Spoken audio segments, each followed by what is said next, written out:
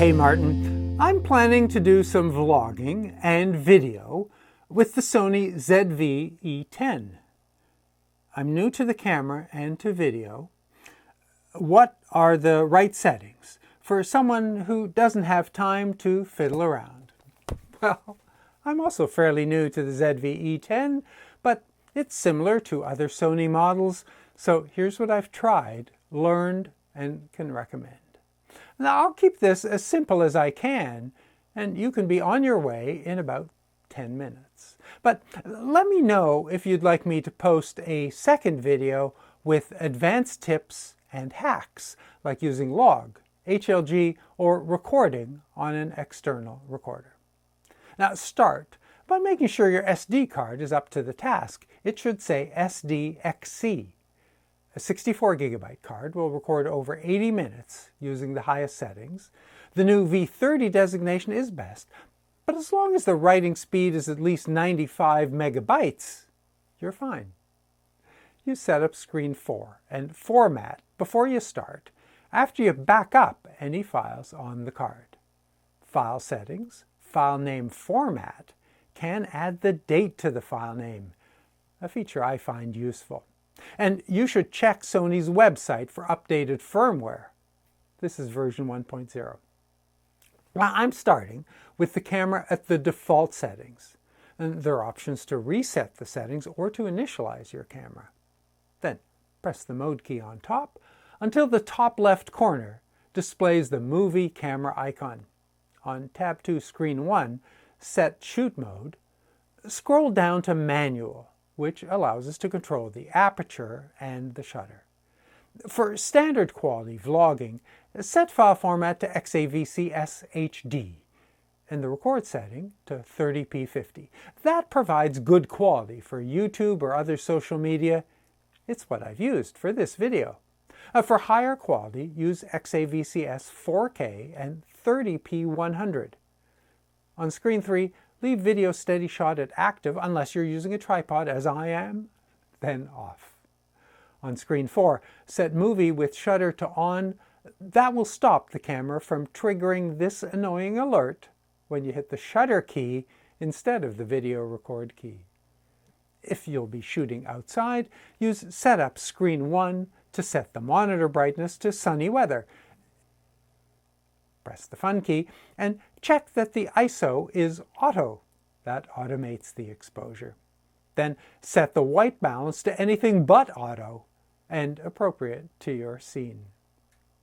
Press DISP, the top of the control circle, until the clean screen appears with the audio meters and the histogram. Then spin the dial until the bottom left displays 1/60. That's the right shutter speed for video to capture just enough motion blur to make action appear smooth.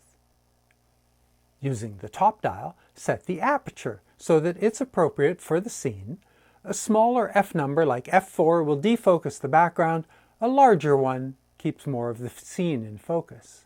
The 16-50 kit lens is ramped, so at 35mm, the focal length for this shot, the largest aperture is f5.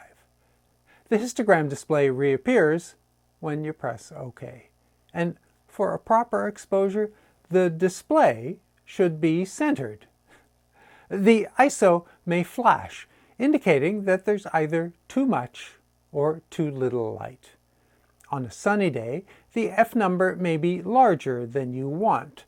An ND filter gets that under control. A centered histogram, a proper exposure, an appropriate white balance. I'm saying those things as if they're right and wrong, but they're not. Use your artistic judgment. If cloudy day white balance looks better for your interior, if a histogram that's skewed to the left gives your scene the right mood, go with that. The meter is not the boss of you. If you can't get the exposure by changing the f number, use the Fun menu, and with Exposure Comp, make the adjustment you need. That brings us to artistic preferences. There are lots, including the advanced picture profile settings that include log recording. Let's stick to the basics and create our look in camera. The Fun menu controls creative styles. There are many presets. Again, don't let the names lead you astray. It's your creative judgment that matters. And this is where you'll find black and white. And each has adjustable parameters. Contrast, color saturation, and sharpness can all be increased or reduced. Now, I don't like the crispy, overcolored default, so I reduce both saturation and sharpness to get an image that suits me, and those are the settings I've used to record this vlog. And in video, by default, the focus mode is continuous, and with focus area on wide, the camera will focus on the closest subject. Face and eye detect is also on by default. That will focus your human subject. Well, mostly anyway, or at least if I remove my glasses. Tab 1, Screen 4, provides options to disable this feature and to change detection from human to animal subjects. To focus a specific subject, touch it on screen. That starts the ZV-E10's tracking mode. Press OK to cancel that. Now, if you're the subject, you'll want to flip the screen to face forward. Now, this lens will focus as close as about 25 centimeters, about as close as your elbow if you're holding the camera. I'm about 120 centimeters away. Then, press the red key to record. Press it again to stop, or use the shutter key if you enabled that. The E10 will record until you run out of card space or battery power, but it can be powered externally using USB. A power icon appears beside the battery indicator. Because it's a small camera, recording time may be limited by overheating. If you're worried, set up screen 1, power saving setting option, auto power off temp can be set to high. There's no recording time limit other than card space, and when I tested, even at temperatures over 30 Celsius, the camera recorded for over 80 minutes without shutting down, although the overheat warning did appear. Now, I record audio using an external mic connected to the mic input. This is the Sony ECM-LV1, an affordable mic with reasonable quality. The internal mic is useful if you need ambience or background for a scene. Audio settings are fairly basic and tend to be recorded a little loud.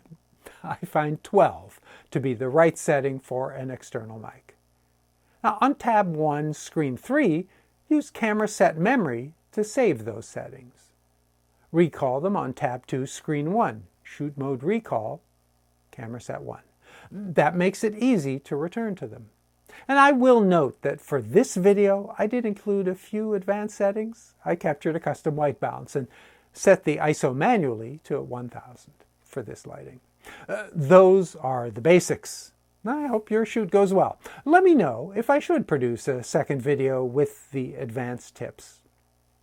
So, I am not sponsored by any manufacturer or service. I don't stop in the middle to promote some product.